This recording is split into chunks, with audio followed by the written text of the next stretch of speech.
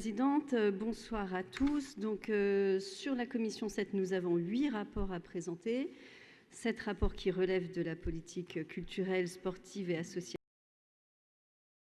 et puis un rapport transversal sur la situation en matière d'égalité femmes-hommes dans la région des Pays de la Loire. Donc, concernant les rapports qui relèvent de la commission 7, nous avons plusieurs rapports qui présentent des transferts budgétaires qui nous permettent d'ajuster au mieux les crédits pour prendre en compte les projets de cette fin d'année 2019. Et puis, nous avons 2 rapports qui ont trait à 2 grands projets engagés par la région sur le plan culturel et sportif et qui sont le FRAC, qui, vous le savez, disposera d'une antenne à Nantes à l'automne 2020, et puis le CREPS qui pourra s'intégrer dans les mois et dans les années à venir à tout le travail que nous faisons dans le cadre des Jeux olympiques de 2024. Je vous propose que nous commencions par le rapport sur la situation en matière d'égalité femmes-hommes. Donc c'est un rapport qui se présente classiquement, que vous connaissez maintenant, dans lequel vous retrouvez 3 parties. La première qui présente les grands éléments à retenir sur l'état des lieux de l'égalité femmes-hommes sur le territoire des Pays de la Loire. Ensuite, la deuxième partie qui regarde comment se situe la région en tant qu'employeur et quels sont ses engagements pour favoriser l'égalité professionnelle entre les femmes et les hommes. Et enfin, la troisième partie qui retrace les actions de la collectivité au travers de ses différentes politiques publiques en matière d'égalité. Sur la première partie, donc, qui concerne le panorama de l'égalité en Pays de la Loire, quelques rappels. D'abord, souligner le fait que les femmes salariées du secteur privé et des entreprises publiques perçoivent un salaire net médian inférieur de 26% à celui des hommes. C'est un écart qui est plus important que ce que l'on constate au niveau national, et c'est également un écart qui découle assez largement du fait que les femmes travaillent plus souvent à temps partiel que les hommes. Nous avons 4 salariés à temps partiel sur 5 qui sont des femmes en région. Donc les femmes sont plus actives que dans la moyenne des territoires au niveau national, et elles sont aussi plus souvent à temps partiel. Sur cette question du temps partiel, vous vous souvenez que nous avons conduit avec l'INSEE une étude pour mieux connaître cette réalité dans notre région, puisque les Pays de la Loire sont la première région de France pour le travail féminin à temps partiel. Cette étude nous dit que le travail à temps partiel est subi pour 32% des femmes. C'est un chiffre intéressant qui nous permet de moduler nos propos sur la réalité du travail à temps partiel, et qu'il faut par ailleurs prendre avec précaution, puisque tout cela relève aussi de la perception des femmes sur leur temps de travail. Le facteur clé du temps partiel étant, comme ailleurs en France, le nombre d'enfants qui impacte très largement le temps de travail des femmes. Enfin, un dernier point qui est à souligner en région, qui met en avant une inégalité persistante d'accès au marché du travail, puisque entre 15 et 24 ans, 27% des femmes sont au chômage, alors que nous n'avons que 23% des hommes. C'est un écart qui diminue lorsque l'on avance en âge, mais qui néanmoins perdure. Voilà pour ces éléments saillants sur le territoire régional en matière d'égalité femmes-hommes. La deuxième partie du rapport retrace le travail que conduit la région en tant qu'employeur et l'engagement qui est le sien en faveur de l'égalité professionnelle. Souligner également quelques éléments saillants par rapport au précédent rapport, à savoir que à la fin de l'année 2017, le télétravail est devenu une réalité pour 207 agents de la collectivité. Donc nous avons là un outil d'équité et d'équilibre qui nécessite toutefois un effort managérial important pour faire en sorte que ce télétravail se déroule dans les meilleures conditions possibles. Comme l'année dernière, les nouveaux organigrammes dans les lycées favorisent la nomination de femmes responsables d'équipe pour l'entretien et l'accueil, avec un plan de formation spécifique qui a été mis en place dans cet objectif. Sur les questions de harcèlement au travail, nous avons fait évoluer le protocole de prise en charge de ces situations de harcèlement présumé. Donc un protocole a été présenté au CHSCT du 4 juillet dernier avec l'objectif de faciliter l'identification des interlocuteurs et des ressources qui peuvent être sollicités par les agents et qui peuvent permettre de prendre en charge les situations de harcèlement sexuel ou de discrimination présumée. Et puis enfin, un dernier point qui est intéressant à relever, qui est le travail qu'a engagé la collectivité pour améliorer les conditions de travail des agents d'entretien qui travaillent pour la région, sachant que 80% d'entre eux sont des femmes. Et donc, nous avons fait un travail important avec les entreprises prestataires pour permettre à ces agents d'effectuer le ménage sur des horaires davantage compatibles avec leur vie privée. Ces agents d'entretien travaillent donc maintenant 5 heures par jour au lieu de 3 heures sur un emploi du temps qui va de 6h30 à 11h30, qui, même s'il reste compliqué et difficile, permet néanmoins une meilleure conciliation entre vie personnelle et vie professionnelle.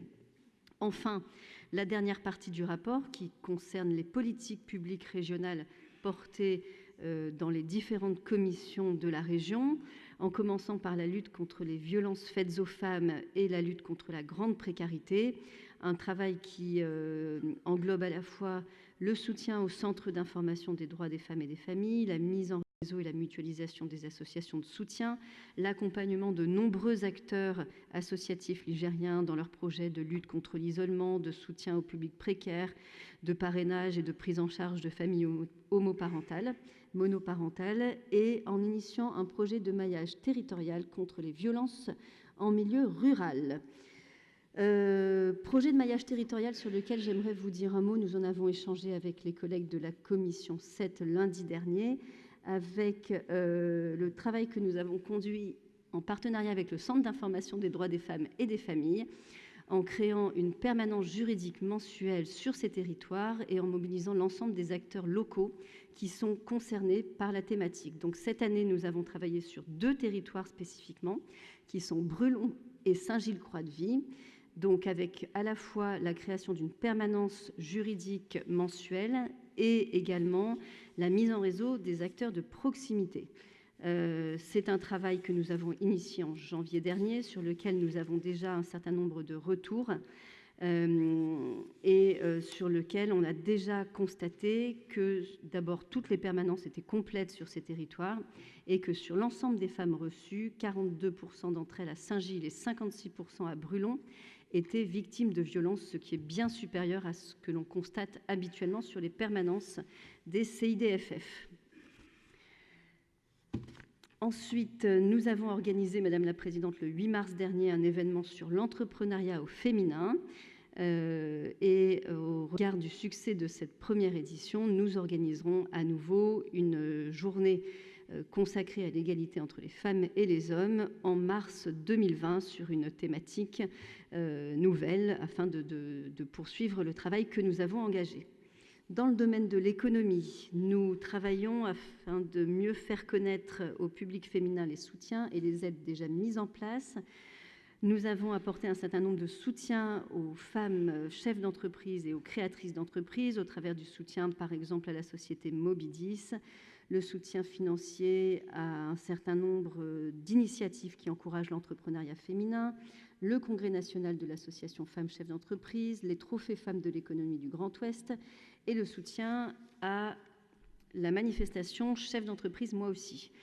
Dans le domaine de l'éducation, nous valorisons la mixité des filières d'apprentissage et au travers du programme d'action éducative, nous avons également mis en place un certain nombre d'actions qui contribuent à la lutte contre le harcèlement scolaire et sexuel. Et puis, nous avons voté le 20 juin dernier un plan régional de l'orientation qui prévoit de lancer des communications thématisées pour sortir des clichés et notamment avec l'objectif d'attirer les femmes vers les métiers de l'industrie et les métiers scientifiques.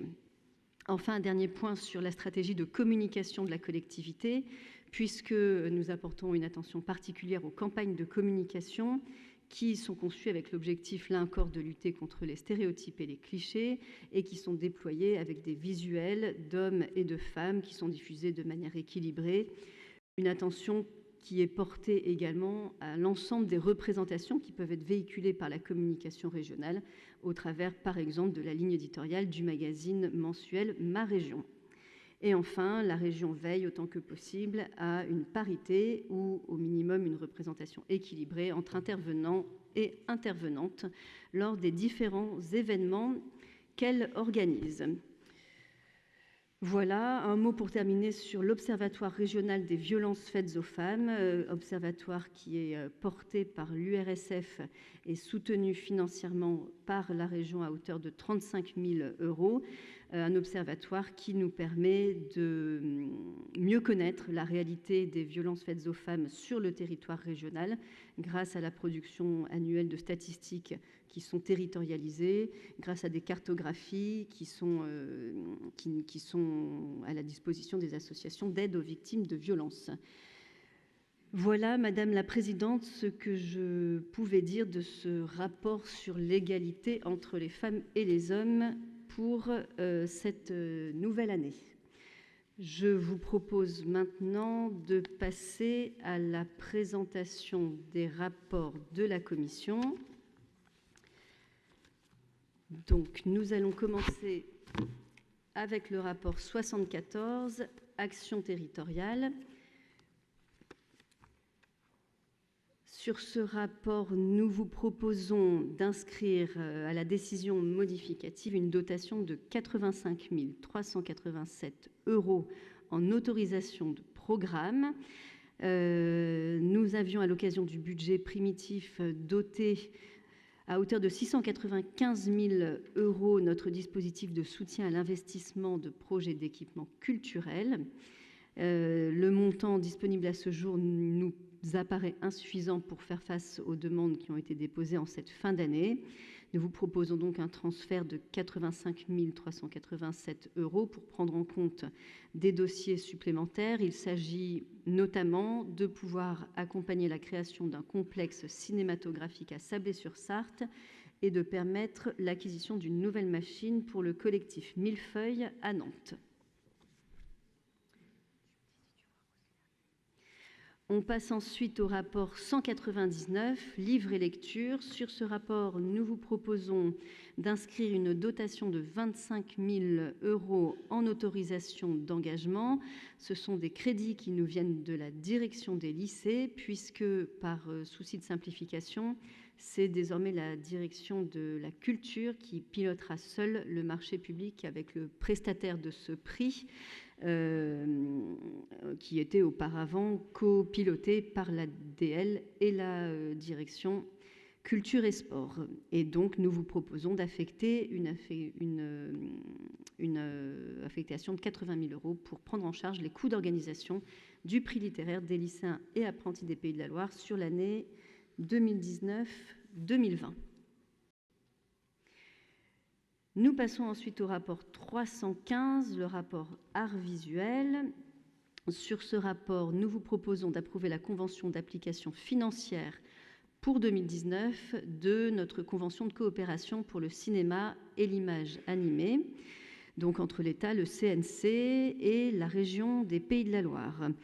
Nous vous proposons également d'inscrire 80 000 € d'autorisation d'engagement qui sont détaillés dans le détail du rapport avec donc 5 000 € pour l'association Creative Maker, 15 000 € pour le parcours d'auteur qui est porté par l'association La Plateforme et 60 000 € pour l'association Nouvelles Écritures pour le film d'animation. Sur ce rapport, nous vous proposons également l'inscription d'une dotation de 150 000 € en autorisation de programme.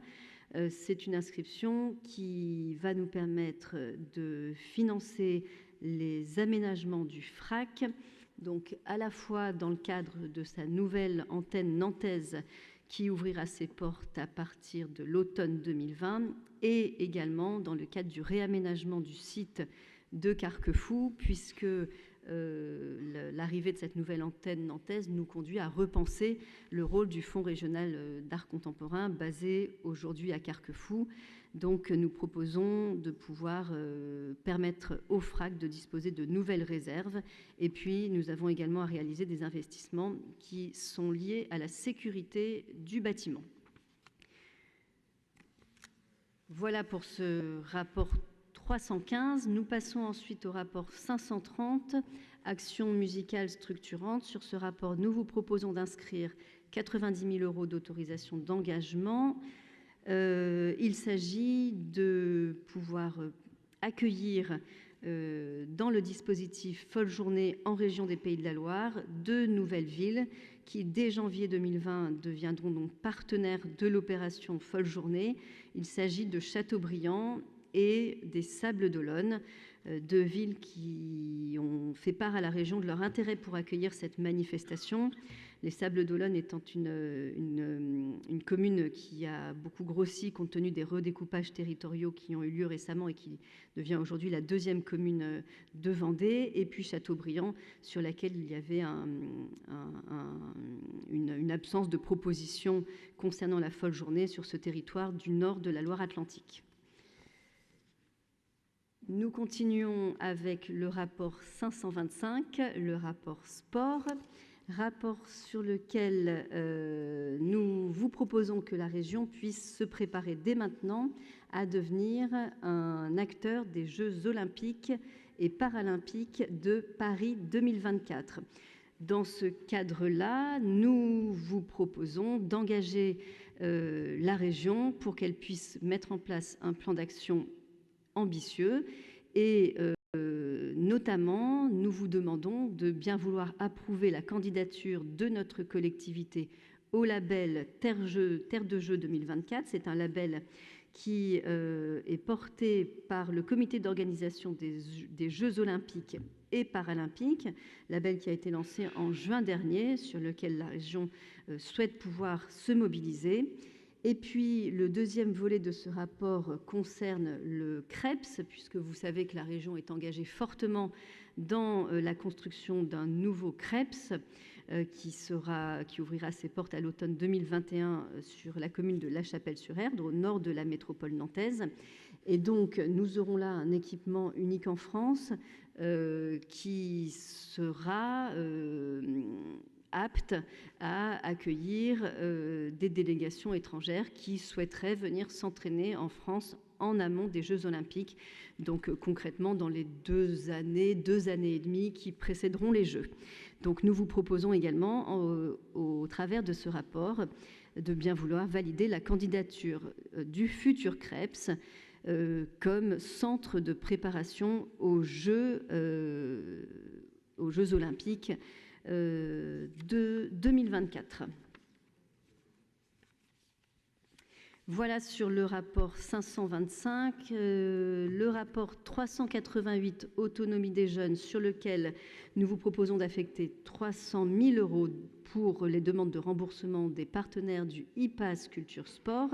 À signaler que nous sommes entrés en mois de septembre dans la 2e année du dispositif et nous avions à la fin septembre près de 9 000 IPAS Culture Sport crédités, soit 2 fois plus que l'année dernière, ce qui montre que les jeunes et les établissements du territoire se sont facilement appropriés ce dispositif électronique que constitue le IPAS. Et puis un dernier rapport, qui est le rapport 92, équipement structurant d'intérêt régional, sur lequel nous vous proposons d'inscrire une dotation de 134 613 €.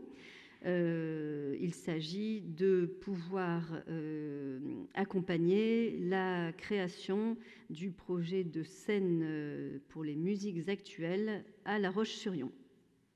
Voilà, Madame la Présidente, pour les rapports de la Commission 7. Merci beaucoup.